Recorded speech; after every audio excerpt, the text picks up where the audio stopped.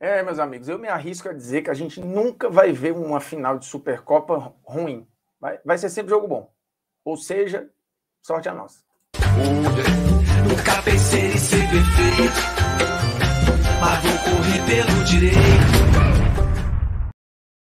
Fala, moçada, beleza? O Bruno Formiga na área, convidando você a se inscrever no canal, tocar na notificação, deixar o seu like, seu dislike, comentar o conteúdo e fazer tudo aquilo que você já sabe, por gentileza. Não me faça ficar enchendo o seu saco, já enchendo. Olha só, Galo campeão da Supercopa do Brasil. Mesmo já tendo arrastado o Campeonato Brasileiro e a Copa do Brasil, ele jogou contra o vice-campeão brasileiro, que é o que presume o regulamento da competição, que tem, obviamente, espaço já no calendário, tem todos os acordos comerciais, assim, tende a acontecer, como acontece em outros países, nos mesmos moldes. Já aconteceu do Barcelona jogar a Supercopa da Espanha, tendo ganho Copa do Rei e Campeonato Espanhol.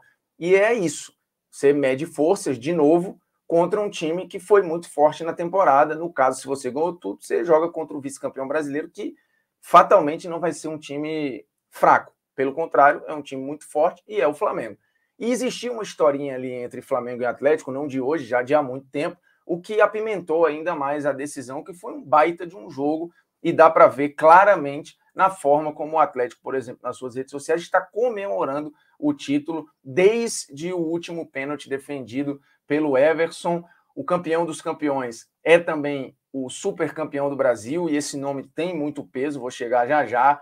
Depois arte com o título, depois provocação com a história do Cheirinho. Então, sim, o título importa, sim, ele vai para a galeria de taças, e lá na frente, quando você tiver distanciamento histórico, isso vai ter um outro peso. Porque, por exemplo, o Jorge Jesus é conhecido como o técnico que ganhou mais títulos do que teve derrotas, porque ganhou Supercopas, tanto a Supercopa, a Recopa Sul-Americana, quanto a Supercopa do Brasil. Então, sim, é um título novo, é um título que vai ganhando o seu rosto, que vai ganhando a sua cara, mas que, para mim, já pegou. Primeiro, porque você teve decisões, uma atrás da outra, sempre de alto nível. E aí, como é um jogo que abre o calendário, é um jogo de começo de temporada, é um jogo com, óbvio, menos responsabilidade do que uma Copa do Brasil, do que um jogo decisivo de Campeonato Brasileiro ou de Libertadores, você tem, e obviamente, com times fortes. Você não vai ter uma Supercopa do Brasil com times ruins, porque o time que ganhou a Copa do Brasil fatalmente passou por uma caminhada dura, ainda mais agora com a Copa do Brasil, com a galera que disputa a Libertadores jogando também, isso já mudou tem um tempo. Você vai ter fatalmente, e o campeão brasileiro, por uma questão de obviedade, num campeonato de pontos corridos, o campeão nunca vai ser um campeão injusto, e é um time forte e muito competitivo, a tendência é que você tenha em um jogo só esse nível de entrega das equipes, né? De novo, o Flamengo e Atlético já tinha sido um jogo bom, Flamengo e Atlético Paranaense, Flamengo e Palmeiras foi um baita de um jogo, também 2-2, e Flamengo e Galo foi um grande jogo, a gente vai ver os números já já, mas foi uma baita de uma final, acho que reforçando a tese de que o campeonato está aí e que pegou. É o título mais importante da história do seu clube? Não, mas é um título que, dependendo da história contada ali, agrega ainda mais. Por exemplo, no caso do Atlético, se ele por acaso perde o título para o Flamengo, além de ser um rival interestadual, tem o fato de, putz, eu ganhei a Copa do Brasil, ganhei o Campeonato Brasileiro, a lógica era unificar tudo e não rolou. Mas o Atlético foi lá e conseguiu dentro de um contexto de jogo maravilhoso.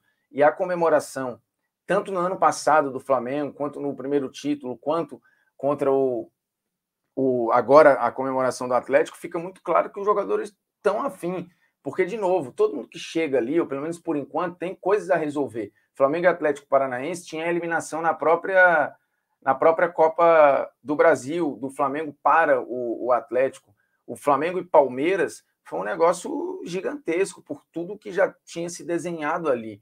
E agora Flamengo e Galo também com uma rivalidade histórica de muitos anos, a gente já está falando aí de 40 anos, desde 81, que você tem rusgas ali entre um e outro, e ninguém tem nenhuma dúvida de que se trata aí dos dois melhores elencos do futebol brasileiro, junto com o Palmeiras, são as grandes três forças que a gente tem. Então, de novo, acho que a Supercopa do Brasil fatalmente vai sempre nos entregar um bom produto final, porque, de novo, para chegar até lá, a construção ela dá muito trabalho, porque ou você precisou ganhar a Copa do Brasil, que é difícil, ou você precisou ganhar o Campeonato Brasileiro, e, de novo, time fraco não vai ganhar o Campeonato Brasileiro e não vai ganhar a Copa do Brasil. Então, a tendência é que a gente tenha esse encontro no início de temporada, né, com esse ar de mais leveza e de início de temporada, sempre num nível muito alto de trocação.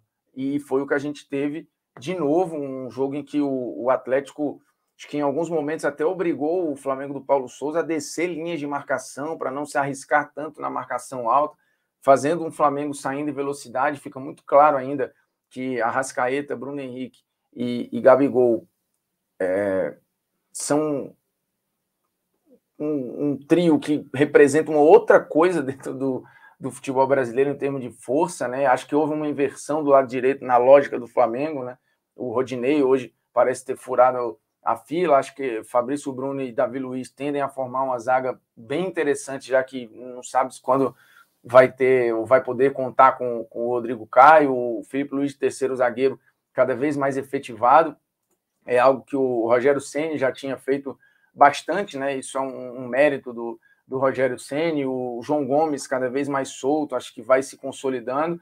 O Everton Ribeiro é uma figura a se entender. E o time do Atlético foi atrás de um treinador que foi orientado a seguir a lógica do que era feito com o Cuca já, né? E o Turco Mohamed já foi para o 8º jogo dele, ele comandou o Atlético em todos os jogos da temporada, o Hulk nos últimos 5 jogos fazendo gol em todas as partidas, né, mantendo o alto nível do ano passado. O Nacho, que se dá muito com o treinador, a tendência é que ganhe mais espaço, que volte a ser um cara muito importante dentro da engrenagem, né? O Keno, que terminou a temporada passada, começou a temporada muito bem, junto com o Savarino do lado direito, Jair e Alan, que dominam esse meio campo. Então é um time muito, muito, muito redondo, né? 2 laterais muito bons, Mariano e Arana, e uma zaga que ficou mais forte ainda com a chegada do Godin, além de ter um goleiro espetacular. O Atlético vai de novo brigar por tudo, e a gente teve um jogo aí com números muito bons, né? A gente está falando aí de 34 finalizações,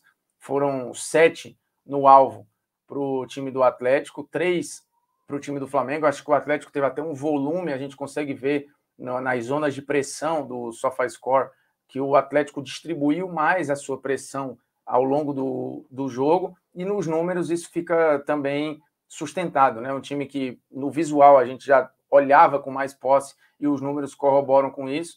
As finalizações no geral e no alvo também, e a gente está falando de um Flamengo que até conseguiu mais escanteios, né? Só que em algum momento já não tinha mais o Bruno Henrique, em algum momento a força ofensiva pelo alto do Flamengo já tinha se perdido um pouco, e chutes de contra-ataque, aqui é que é muito claro, o Flamengo em algum momento se desenhou para isso e até teve mais chances do que o Atlético. Então foi um jogo de trocação, com o Atlético tendo distribuído mais pressão ao longo do jogo, mas o Flamengo tendo picos de momento até melhores que o time do Atlético, que foi justamente o momento da virada, né? Quando o Flamengo consegue fazer 1-1, depois logo em seguida faz o 2-1.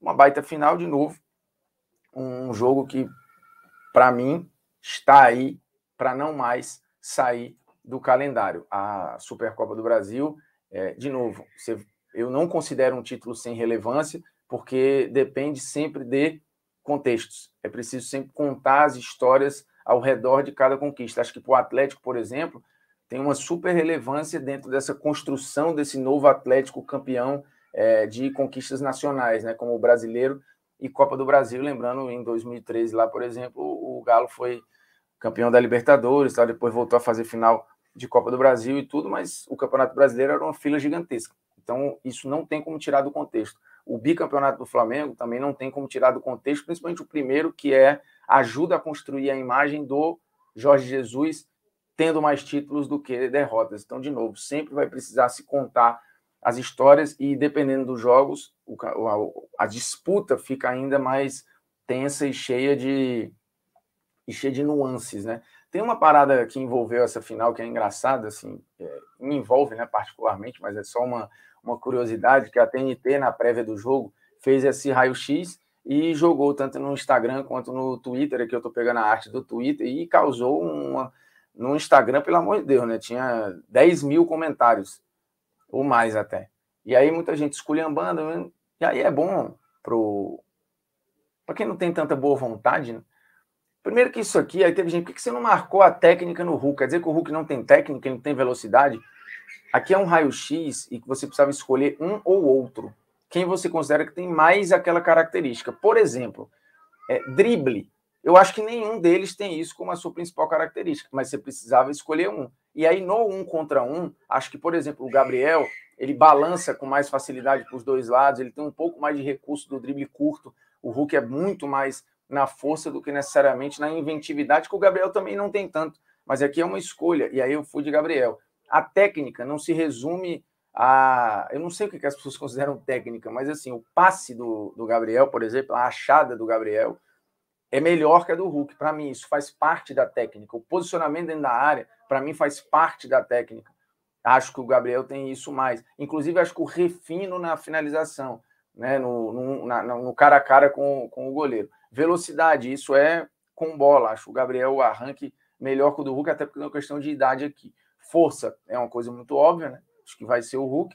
E o chute, se fosse finalização ou técnica de finalização, por exemplo, a gente podia discutir. Mas aqui, como é chute, aí você vai entrar potência, força. Acho que, por exemplo, o Hulk consegue ter uma finalização de perna direita um pouquinho melhor que a do Gabriel, então fui no Hulk. Essa é a explicação desse raio-x, que na verdade é um ou outro em características, mas as pessoas querem, inclusive no mano a mano que nós fizemos antes do jogo, eu votei no Hulk, num geral, olhando 2021, e quem eu colocaria hoje para jogar, ou um ou outro, agora, eu botaria o Hulk, mas nestas características aqui, deu esse 3-2, que podia, por exemplo, no drible, podia não ter marcado nenhum, e aí ia ficar 2-2, mas enfim, a galera quer, é isso aí mesmo. Então, já que eles querem isso, tomem, beleza? E os caras ficam estressados, ficam, meu Deus, vou morrer, aí arranca os cabelos, e só podia ser o Formiga, e morra. Meu irmão, calma, galerinha, é só isso aqui, ó. Suave, tá explicado. Entendeu? Show. Não entendeu também? Foda-se, porra. Né? É isso. Não gostou? Morde as costas. Fazer o quê, né? É nóis. Mas se gostou, se inscreva no canal. Se não gostou, também não precisa mais voltar.